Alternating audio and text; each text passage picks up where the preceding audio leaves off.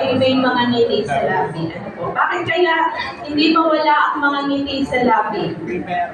Kasi May pera daw. may pera daw po. Paldo ngayon yung mga bata. Uutangin ng mga nanay at tatay. So, maligayang Pasko po. So, ngayong araw na ito, ngayong season daw po na ito, ang pinaka-masayang season ng buong taon. Tama po ba? Amen. Kasi Christmas. So, nandito tayo ngayon sa season na feel talaga tayo ng joy, katulad ng nakaraang mga linggo na pinag-aralan natin. Ano po ba yon? Ang regalo sa atin ng Diyos. Every week, in-explain dito sa pulpito. Ano po? Ano muna? Hope, peace, joy. So may kulang pa. So ngayon yung fourth part po na regalo sa atin ng Lord. Kasi nung Christmas, regalo natin sa Lord ang ating topic. So ngayon po, alam ko na ang bawat tahanan natin ay napakasaya. Ano po?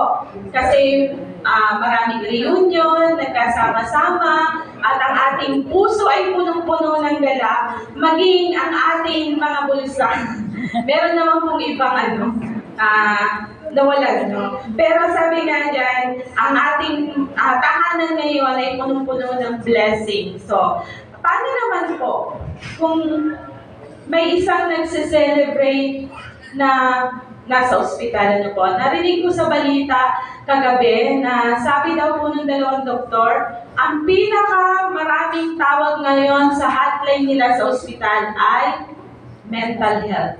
2 days before Christmas, imagine that, no? Kahit alam natin na joyful season ngayon, may mga tao po pala na nalulungkot. So, ang apat daw na rason ng mental health ng tawag sa kanila sa hotline po sa ospital ay una po ay depression, anxiety, lack of relationship, and then loneliness. So, paano nga ba? Naisip ko nga kanina nung narinig ko yung balita na yun. Paano nga ba kung mag-isa ka lang na nagse-celebrate?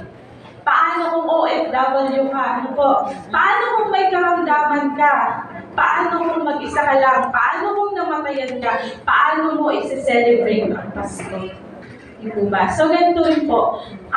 Si Joseph and Mary, may ganyan din pong dilema. So, kaya po talaga, bago ang Christmas, may mga tao po talaga din na nagkakaroon ng mental health issue. So, siguro si Joseph and Mary, no, kasama sila doon. Kasi may balita sa kanila na dapat ikakasal na sila. Pero sabi dito sa Matthew nga po, ang ating pong passage ngayon ay Matthew 1:18 to 25. And magpo-focus po tayo ngayon sa special theme natin na Emmanuel, God's love with us. So ano nga ba ang ibig sabihin ng Emmanuel? Yun po yung pagpo-focusan natin. Ano po? Bakit may mga dilema? Paano mo mapagtatagumpayan yung sinasabi na yun, yung mental health issues natin? So ngayon, parami ng parami yun. So paano natin? Tayo, masaya tayo. Pero paano, hindi natin nakikita yung ibang kapwa natin, na meron palang tumatakbo dahil sa relationship na hindi maganda, meron palang naghihirap. So, kasi masaya tayo, kaya minsan, hindi natin nakikita yung nasa paligid natin. So, samahan niyo po muna ako sa isang panalangin. Tayo po muna lahat ay yumuko at manalangin. Hallelujah, Jesus. Panginoon, dalangin ko na ikaw ang mamuna sa umagang ito. Lahat po na lalabas sa aking bibig ay maging kapuri-puri sa iyo, O Lord God, at magamit ng bawat isa sa amin. Tulungan mo po kami na mabuksan ang aming mga spiritual mind, spiritual heart, and spiritual ears, Panginoon. Sa gayon, manamnam namin ang bawat salita mo at magamit namin sa aming pang-araw-araw na buhay, Panginoon. Lalong-lalo po sa mga battle scar na meron ang bawat isa, Panginoon. Dalangin ko na maging mabiyaya po ang umagang ito sa aming lahat. Dinudulog ko po, Panginoon, na ikaw po ang siyang maghari sa buhay ko, Panginoon. Makita ka sa buhay ko, Panginoon, at hindi yung mga karamihan ko, O Lord God. Hinihingi ko po ito ng kapagtawaran sa iyo, O Lord God. At dalangin ko pa, Panginoon, na bigyan po kami ng focus ngayon sa umagang ito. Maging ako po na mag-ahayag ng salita, Panginoon. Tulungan mo po, biyayaan ng wisdom, Panginoon. At kami pong lahat ng makikinig, anumang gawa ng kaaway, Panginoon, ay tinutupok namin sa pangalan ni Jesus. Amen. Amen. So, yan. Tayo nga po ng glory clap to God. Yan. Palakpakan natin ng Lord kasi meron tayong Emmanuel. So, paano nga ba natin isinusulat ang Emmanuel? Ano ba yung tamang spelling ng Emmanuel? Double M. Double M, no? Parang mali yung Emmanuel namin. Mali, no? Dapat double M. So, paano nga ba sinusulat? It's E, letter E sa una, or letter I sa una? Ano po ba yung tama? E and I. So, sabi nga dyan, lahat naman po tama. Ang mali yung sa amin kasi kulang ng isang M. Kulang ng isang M. Pero dapat po, dalawang M yan. And kahit po ang letter po ng simula natin is I, ako, or E, ikaw, yan, ay pares lang po. Kasi ang pinagkaiba lang yan ay yung language. Ano po? Kasi yung letter, Emmanuel po na isa ay, kasi ang Emmanuel po na isa ay Hebrew word, language, at yung isang letter E naman po ay Greek language. So, kaya magkaiba man po ng spelling, pare-pares kung tama. At ang ibig sabihin niyan ay God with us. ayun. Pero yun lang po yung pamagat ko, God's love with us. Kasi ang topic ko ay, ayan, pag letter I, Emmanuel, Hebrew language. Pag letter E, it's Greek language. So, parehas kung tama. And the meaning is God with us. Pero ang title po ng aking message ngayon ay God's love with us. So, sabi nga dyan, ano po yung intro natin kanina? May dilemma. Ano po? Si Joseph. So, sabi po sa Matthew 1:18 to 25, mababasa natin dyan na si Joseph, nagkaroon siya ng pagdududa. Ano po? Parang sa panahon natin ngayon, panahon ng mga lalaking, ng mga may single na yung ghosting na lang sana yung gagawin ni Joseph. Kasi nabalitaan niya na buntis si Mary. Diba? So, mag-e-exit na lang sana siya ng tahimik. Kasi mahal niya si Mary, ayaw niya na magkaroon siya ng yung masira yung reputation, po. Pero uso ngayon, dati pala uso na yung ghosting, no? Pero buti na lang at naglimi-limi si Joseph. Ibig sabihin, siguro nagpunta siya sa workshop niya, no? At doon siya nag-pray. So sabi nga dyan, ang ipo-focus natin ngayon ay yung promise ng Lord sa atin 1,000 years ago pa na pinulfill sa pamagitan ni Jesus Christ. So, ano man po yung pinagdadaanan natin ngayon, yung Christmas daw po is the ultimate expression of God's love kasi binigay niya sa atin yung kanyang bugtong na anak. Ano po? So, every day, kasama natin ang Lord. Tama po ba? Amen?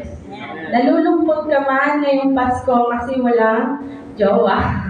Ano ba yung walang jowa? Pero makikita natin yung kamangha-manghang ginagawa sa atin ng Lord. So, paano nga ba tayo? So, meron akong tanong sa inyo. Di ba marami lahat nakatanggap ng regalo? Amen. Lahat meron. Kahit 20, meron. Po. Pero tayo ba? Paano tayo magbigay ng regalo? Di ba? Pagka yung regaluhan natin ay hindi natin masyadong kilala at pinaparegaluhan lang sa atin, pwede na yan, di ba? It's that thought that counts, di ba? At least naalala ka. Pero, kapag ka naman acquaintance mo na, medyo pinag-iisipan mo na, no?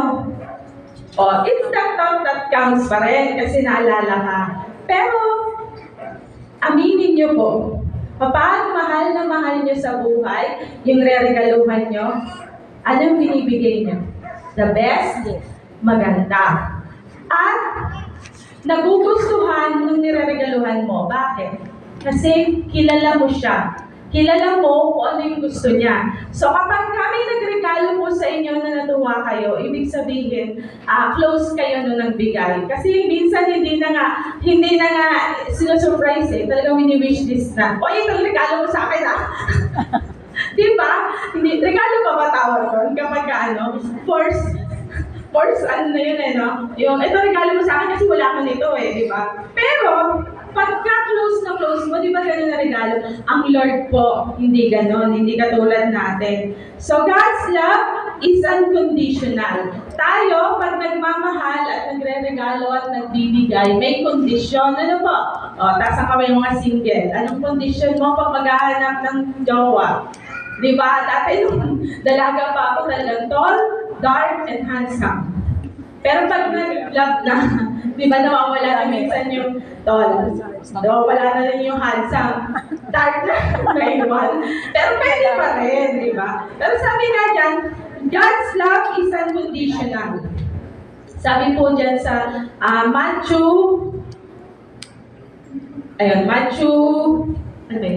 1:18 to 25 and sa Isaiah 7:14. So,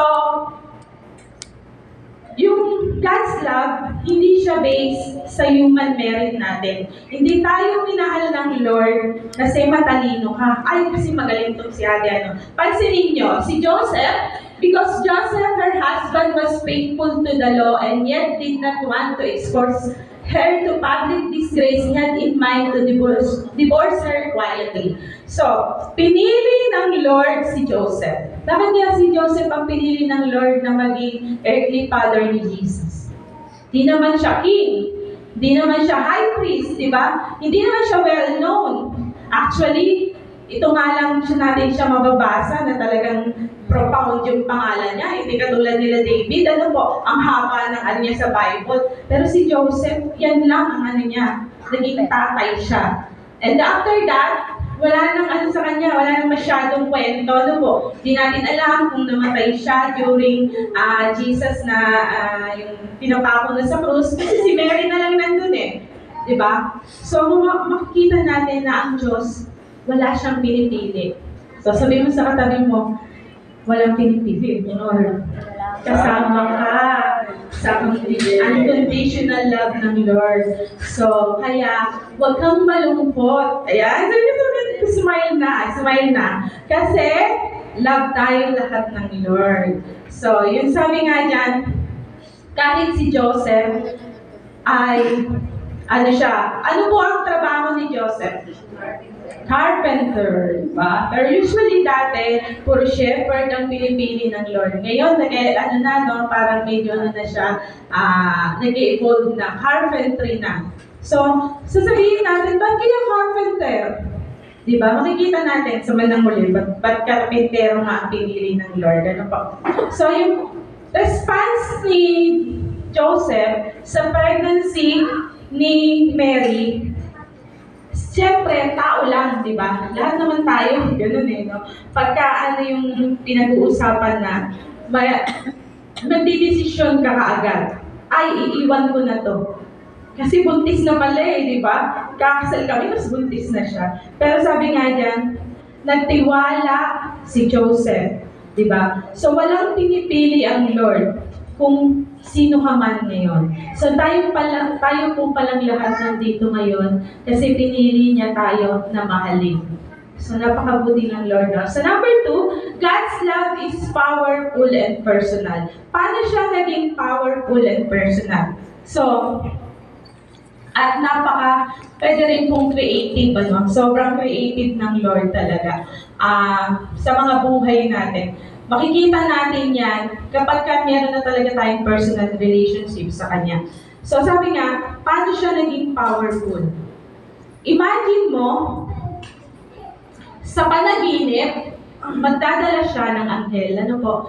Sa oras na, sa Matthew 20, but after he had considered this, an angel of the Lord appeared to him in a dream and said, Joseph, son of David, do not be afraid to take Mary home as your wife. So, ang dilema, Kaya pala may mental health talaga tayong lahat, ano po? Isa lang naman po ang root niyan eh. It's fear. May takot.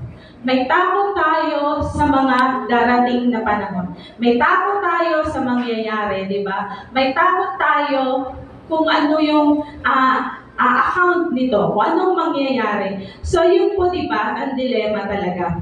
Pero ang Lord, pag nagmahal ang Lord, mamahalin ka niya ng personal. Ano po? Magdadala siya, katulad niyan, padala siya sa panaginip ng anghel. Diba? Tutulungan tayo ng Lord. So kung nalulungkot ka man ngayon, kahit anong problema mo, may circumstances man tayo, alam ko po, marami tayong pinagdadaanan. And bago talaga magpasko, bagong taon, marami talagang yung parang arises na darating sa mga buhay natin. Pero ang Lord, magpapadala at magpapadala sa iyo ng tulong. Amen po? Diba? Tanggapin natin. Minsan lang kasi, sinasabi lang ng Lord sa iyo na ito na yung gagawin mo.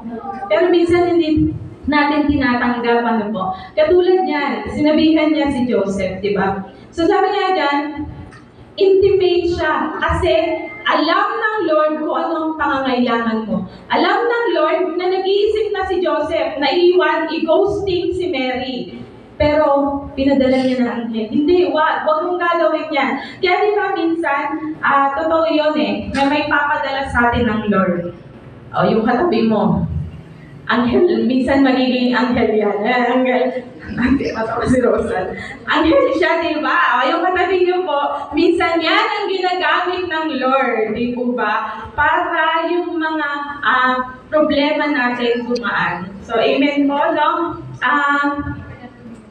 Yung mga imposible na akala natin hindi kayang gawin ng Lord, gagawin niya para sa atin. Kasi alam niya kung ano yung pangangailangan natin. So number 3, God's love is sacrificial. Sa Matthew 1:22, ang sabi po dyan ay, napulpil na yung prophecy ni Isaiah, Panginoon. All this took place to fulfill what the Lord had said through the prophet. So, yan. Bakit nga ba? Sino nagsakripisyo? Adam and Eve. Panahon pa pala ni Adam and Eve. Sa sobrang pagmamahal sa atin ng Lord, kahit nagkasalanan si Adan at si Eva, di ba? Ano nangyari sa kanila? Na-deceive sila, pero yung sinabi nila na naked sila, balikan natin yung Genesis sa Garden of Eden. Balik po tayo doon. Doon pa lang makikita natin kung paano na tayo minahal ng Lord. Ano? Simula pa lang, nilagay niya lahat para maging maayos at mabuti tayo. Diba? Andiyan pagkain mo. Wala kang iisipin. Diba? Lahat nandiyan na dahil mabuti ang Lord. Pero ang tao talaga nabibitray kasi meron tayong kalaban. So, dalawang entity po lagi. Good and bad. So, Satan and God. So, dapat alam natin na merong Satan talaga at merong bad. So, nangyari ang deception at sinabi nga nila, humarap sila sa Lord na kami ay hubad. Diba? Hubad sila. Anong ginawa ng Lord kahit nagkasala na sila? Balikan po natin. Diba? Kahit may consequences po, lahat ng kasalanan natin, still, mahal pa rin tayo ng Lord. Diba? Meron pa rin siyang sinacrifice. Anong sinacrifice niya? May sinakripisyo siyang hayop para magkaroon ng damit si Adan at si Eva. Napakabuti ng Lord, no? Kasi sinabi nilang hubad kami eh. Ang ginawa ng Lord, dinamitan pa rin sila. Sa atin yun lumayas ka, di ba? May kasalanan ka sa akin, daling lahat ng ano mo. Pero ang Lord, napakabuti talaga. At ang Lord pa rin, through the years, through the Bible, sa kwento ng Bible natin, di ba, na nagkasala ulit, pinatawad ulit ng Lord kahit pinuno niya sa pamagitan ng baha, di ba? Pero pinangako pa rin niya na hindi niya na uulitin. Pero nagkakasala pa rin ng tao. So, anong kailangang isakripisyo ngayon? Diba? Ano na naman kaya isasacrifice ng Lord? Dati hayop lang, diba? Pero hindi pa rin effective. kakasala pa rin tayo, ano po. So sabi nga dyan, meron daw pong, matulog na kayo ng konti, ano? Meron daw pong mag-ama sa tulay. May isang ama na nagtatrabaho bilang taga-operate ng tulay sa may Reyes ng tren. So ang tulay na to, dinisenyo para bumukas kapag may barkong daraan at isasarado pag may tren naman na tatawid. So isang araw, sa kakulitan ng anak niya, sinabing gustong sumama sa trabaho. Dahil sa pagmamahal niya sa anak niya, sinama niya. So pinakita niya kung paano ino-operate yung tulay. Kasama niya sa pagtatrabaho. And then so, maghapon yon, iniwan niya muna yung anak niya sa tabi ng mekanismo. Ay, sa ng makina. Sa tabi ng makina. And then, medyo malayo naman. Kasi sinabihan niya na, anak, lumayo-layo ka ng konti. Kasi baka ma-disgrasya ka dyan. Pero yung bubuksan na, nung may padating ng barko, bubuksan na ng tatay yung tulay dahil may parating ng barko, ay may bigla namang tren na tatawid. Sa pagkagulat ng tatay, nagulat din yung anak. Sa pagkagulat ng anak, nalaglag siya, napunta siya doon sa makina. So ganito, dilema ulit, no? Sabi nga niya, anong gagawin niya? Umiiyak yung anak niya. Humihingi ng tulong sa kanya. Padating na yung tren, maraming sakay na tao. Sinong pipiliin niya? Pikit mata, sa gitna ng pag-iyak at pag-iinagpis, ibinigit ng ama ang kanyang mata at ibinaba ang tulay. Ang tren ay ligtas na nakatawid at wala ni isa mang pasahero ang nakalam kung anong sakripisyo ang nangyari upang sila'y makaligtas. So sabi nga dyan, ganun din po yung sacrifice na ginawa sa atin ng Panginoon. Para tayong lahat ay maligtas, binigay niya yung kanyang bugtong na anak. At mismong si Jesus ay bumaba sa atin para tayo ay ligtas. Imagine ninyo, ang pinagkaiba ni Jacob at ni Jesus. Si Jacob, hindi niya alam na isa-sacrifice siya. Pero si Jesus, alam niya simula pa lang na isa-sacrifice na yung buhay niya. Papayag ba kayo nun? Yung anak mo, sisilang pa lang, pagbubuntis mo pa lang, alam mo na ang dahilan kung bakit siya mabubuhay. Para lang ulit mamatay at mabuhay ulit. So sabi nga niya, napaka-sacrificial. So sabi niya, ang sakripisyo din ni Joseph, kung hindi rin niya mahal si Mary at hindi siya marunong sumunod sa Lord, tatalikuran na lang talaga niya si Mary. Ano po? Pero hindi. Dahil mahal niya rin si Mary at mahal niya ang Lord, sumunod siya at tinanggap niya yung responsibility na binigay sa kanya ng Lord. So tayo pong lahat, dapat tanggapin din natin yung pinagkaloob sa atin ng Lord. Ano? At pag tinanggap natin si Lord, sabi nga din sa John 1:12, meron tayong John 1:12. Sa John 1:12, yet to all who did receive Him, to those who believe in His name, He gave the right to become children of God. So may akibat din naman, di ba? Magiging anak tayo ng Diyos kung tatanggapin natin yung salvation na binigay sa atin ng Lord. Sayang naman yung buhay ni Jesus kung hindi natin tatanggapin. Nais po ng Lord na ngayong Pasko, ito naman po talaga ang reason kung bakit natin sineselebrate ang Pasko. Yung kapanganakan ni Jesus. Bakit nga ba?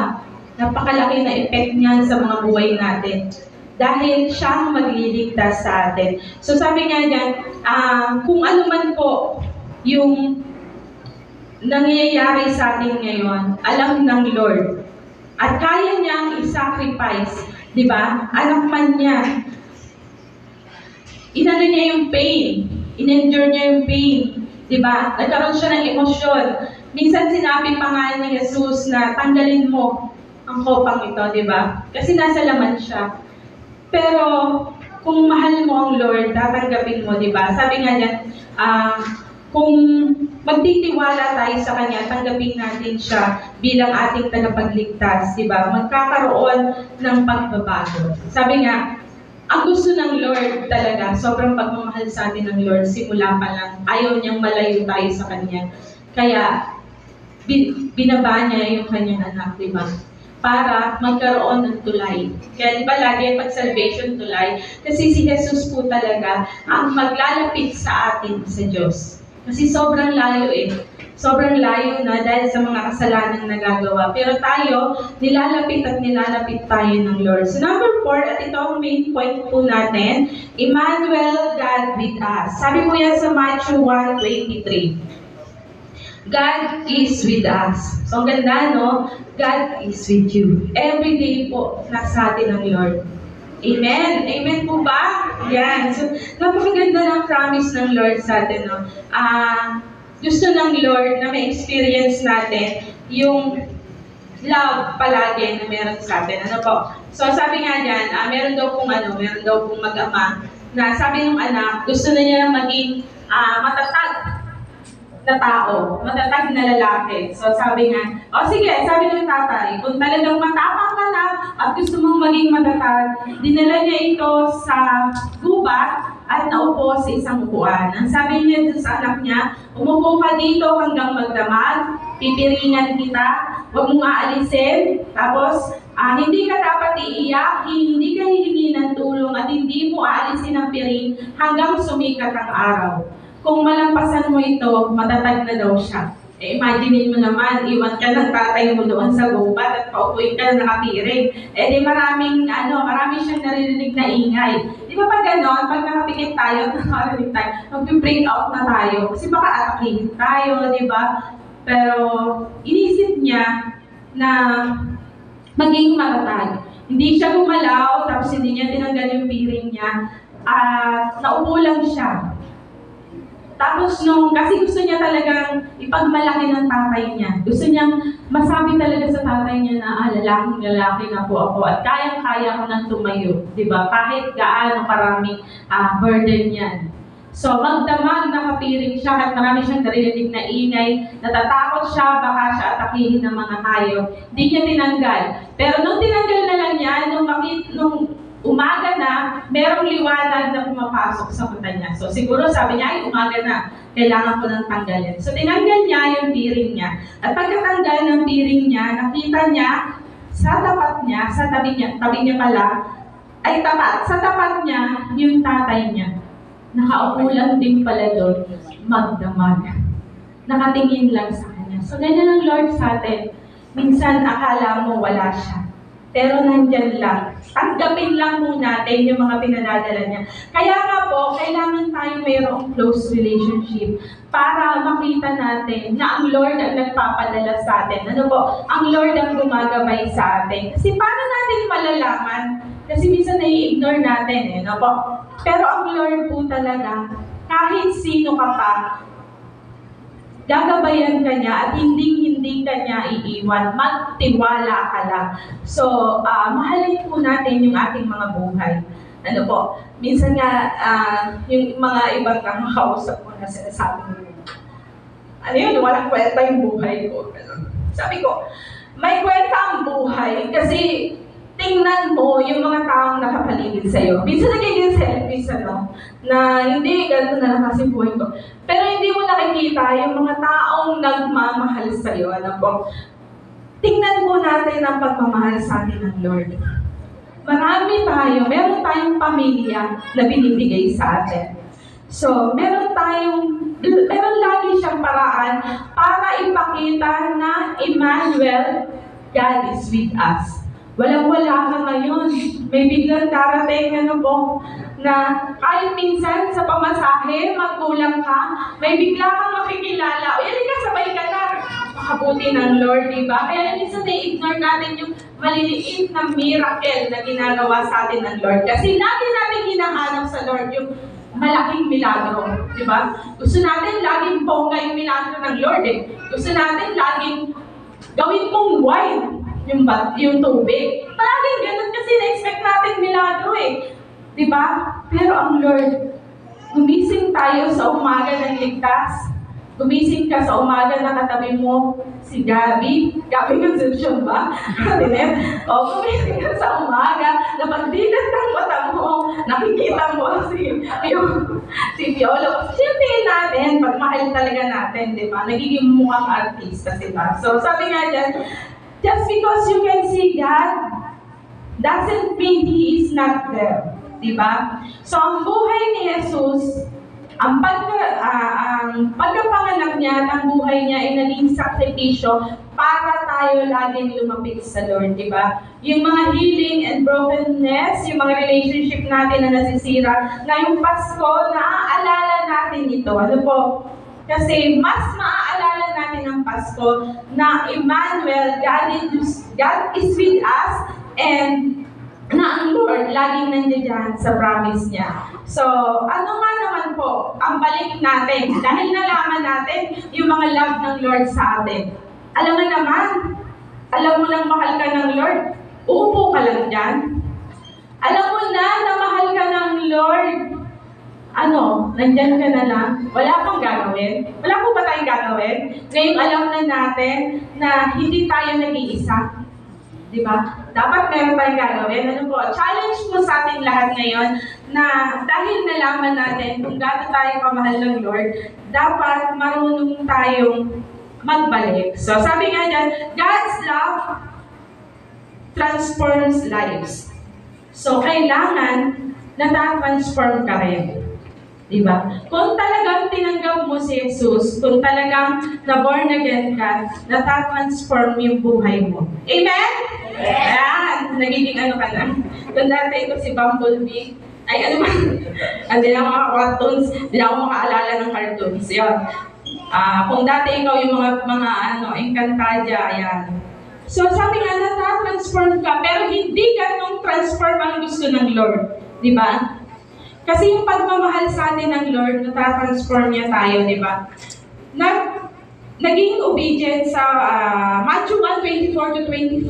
When Joseph woke up, he did what the angel of the Lord had commanded him and took Mary home as his wife. O, galing, di ba? Na-transform yung buhay ni Joseph. Bakit? Sa paanong paraan? Tinanggap niya yung sabi ng Lord na panindigan mo si Mary. So, pinanindigan po ba niya? Amen. Kung hindi pinanindigan ni Joseph, walang mapanganak na Jesus, di ba? Kasi wala siyang earthly father. Pero lahat po yan, nakaplano-plano. Kahit umayaw ka ng konti, pipilitin ka pa rin ng Lord. Hindi ka magsisimba. May hihigit sa'yo para magsimba ka. Di ba? Ganon ang Lord. Pag minahal ka niya, umalis ka man, tumalikod ka man, ibabalik at ibabalik niya. Amen? Amen! Ibabalik tayo ng Lord kasi talagang love niya tayo. At matatransform ang buhay natin dahil mag-uobey at magtitiwala tayo sa Kanya. Kailangan po natin may balik. Hindi naman matatransform ang buhay natin ang pag-ibig ng Lord kung wala rin tayong gagawin. Ano po? So, sabi nga dyan, yung righteousness and obedience ni Joseph, nag-demonstrate siya ng magandang plano ng Lord sa atin. So, ito na po ang ating call to action at kailangan nating gawin every day. So, may kailangan tayong gawin. So, ito, call to action, do it every day. Trust in God's love and presence and share it with others. Yan. Wag lang daw pong sa atin lang. So, paglabas natin dito, dapat meron na tayong gagawin. Amen ba? Hindi lang dahil Pasko ngayon. Hindi lang dahil malapit ng magsarado ang taon. At hindi lang dahil tatanggap ako ng regalo sa inyo, di ba? Kaya kailangan maging mabuti ako, maging mapagmahal ako ngayon, maging mabait. Kasi kanta nung sa mga bata, di ba? Yung bibigyan lang daw ng regalo, yung mabait. Pero sabi nga, do it every day. Because every day is Christmas. So sabi diyan, God's love motivate us to love others selflessly. So ano nga ba? Ano yung nakita natin dahil sa minahal tayo ng Lord, na ma-motivate tayo na mahalin din natin yung kapwa natin. Paano mo mamahalin yung kapwa mo, di ba? Sabi nga, kung naka-receive tayo ng pagmamahal, ibalik din natin sa kapwa natin yung pagmamahal. Nakita ko yung purpose ng church. Alam niyo ba yung purpose ng Peace of God? Ano ba yung ulapin natin? Pero ang purpose ng peace of God is to love God and to love His people. So, dapat daw po, alam natin yung purpose ng peace of God. At yun ang purpose nating lahat. Ang mahalin natin yung kapwa natin, di ba? So, sabi nga dyan, hindi lamang ilaging sarili natin, nag-iisipin natin. Ano po? Lalo na ngayon ngayong Kapaskuhan. Sa Matthew 5:16, Matthew 5:16, in the same way, let your light shine before others that they may see your good deeds and glorify your Father in heaven. So, pagka pala gumagawa tayo ng mabuti sa kapwa natin, hindi ikaw ang nag-glorify. Dapat! Ay, ang galing mo. Syempre, pinagrapan ko. Pero hindi dapat. Dapat ang mag-glorify palagi ay ang Lord. Di po ba? Sa John 13:34-35. Ayan. A new command I give you, love one another as I have loved you, so you must love one another. So, sabi, love one another. Hindi sinabing, ano ba yun? Love yourself only. Sabi nga niyan, love one another. So lahat po, mamahalin natin. Sa Deuteronomy 10:17, ni-reminds tayo ng Lord na kahit hindi tayo, feeling natin hindi tayo nanonotice ng God, ini-extend pa rin niya yung pag-ibig niya sa atin. Di po ba? Nire-reach out niya tayo, kaya dapat i-share din natin, hindi lamang sa family natin, sa friends natin, kundi lahat ng makakasalunguhan natin kung gaano tayo minahal ng Lord. Paano mo ngayon may express yung love na meron ka ngayong season na to? Sa pamamagitan lang ba ng mga gifts? Diba? I-share mo din ang good news sa Kanya. Diba? I-share mo niya, mag-reflect yung love na meron ka ngayon. So, Christ inspires us to love. So, yan. Yung huling pointers natin. Christ inspires us to love. Sino nga ba ang inspiration mo para magmahal? Diba? Sino ang inspiration mo para magmahal ng ibang level? Diba? Kasi pag tao lang ang titingnan natin, wala, bagsak. Pero pag si Jesus Christ ang tinignan natin, kahit hindi natin karapat-dapat naman, insane ka na, pero pag naalala mong, hindi, sabi ni Jesus, tsaka si Jesus, di ba gano'n? Mawawala yung mamahalin mo na rin sila. So sabi nga dyan, for I am convinced that neither death nor life, neither angels nor demons, neither the present nor the future or any powers, and sila. And 39. Yan. Neither height. Ayan. Neither height nor depth nor anything else in all creation will be able to separate us from the love of God that is in Christ Jesus our Lord. So, na kay Kristo Jesus yung pag-ibig. Kaya laging sinasabi, ang pag-ibig ay si Kristo, lalo na ngayong Pasko. No? Paano mo ma-encourage paano mo sasabihin na sa kapwa mo ngayon na mahal mo sila. So, dapat paglabas natin, sabihin din natin sa kanila na mahal natin sila. At tawagan. Naalala ko, may balita kagahapon, yung umiiyak yung OFW kasi ayaw daw pansinin yung call niya. So, yung ganun pala, napakalaking epekto sa kanila. Minsan yung mga mahal natin sa buhay, pwede natin silang kumustahin at tawagan. Ngayon, lalo-lalo na ngayon na ang Kapaskuhan. So, Christ inspires us to love. Sa Romans 8:38-39, sinasabi dyan na, sinasabi niya na walang makakapaghiwalay sa pag-ibig ng Diyos sa atin. So kahit ano man ang gawin natin, ang Lord aabutin at aabutin tayo palagi.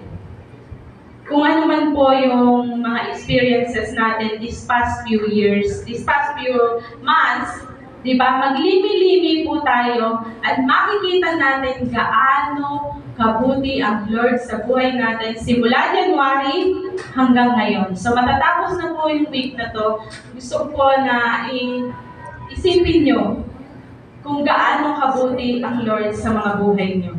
Doon pa lang na nagkaroon ka ng kaligtasan, yun ang pinakamagandang regalo sa atin ng Lord, di po ba? So, hindi po ang Christmas ay historical event lang. Ito po ay invitasyon para sa salvation na meron tayo. Ano po?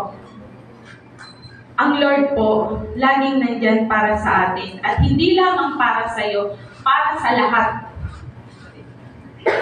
Titingnan po natin yung nativity, yung Bethlehem.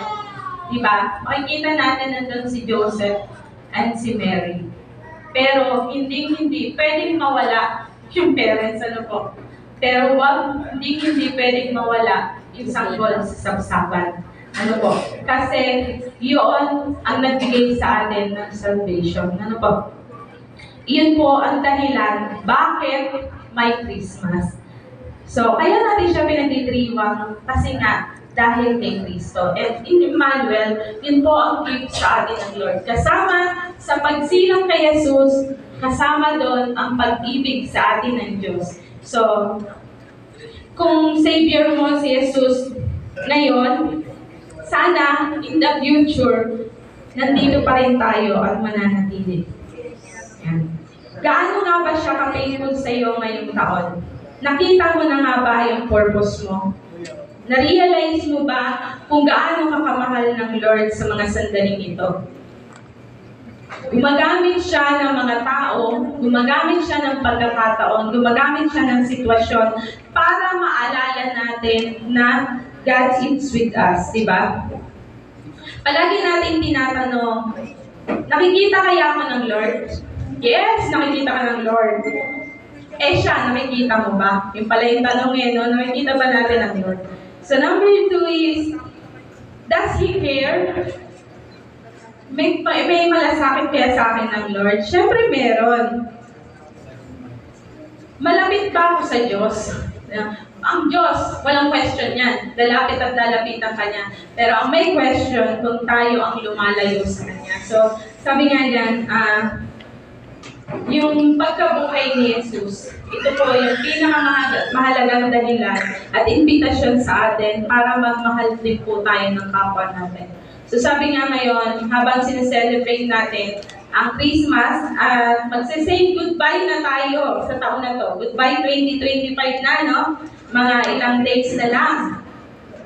I-reflect naman po natin kung gaano nga kabuti ang Lord sa buhay natin at kung gaano nga kalalim yung relasyon natin sa Kanya. Lumalim ba? O nagsya-shallow? O hanggang ngayon nandun pa rin.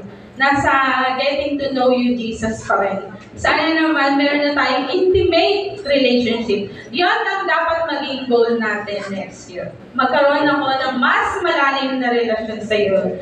Sabi nga niyan, ma-realize natin kung gaano siya pa-powerful. Ano po? Yung milagro na binibigay sa atin ng Lord, miracle kasi yun, ano po? Na si Jesus ay nabuhay para tayo ay iligtas. So sabi nga niyan, ang pinag-aralan po natin ngayon, dahil alam natin na si Emmanuel ay nasa atin lamang, dapat daw po, lagi tayong may act of random kindness.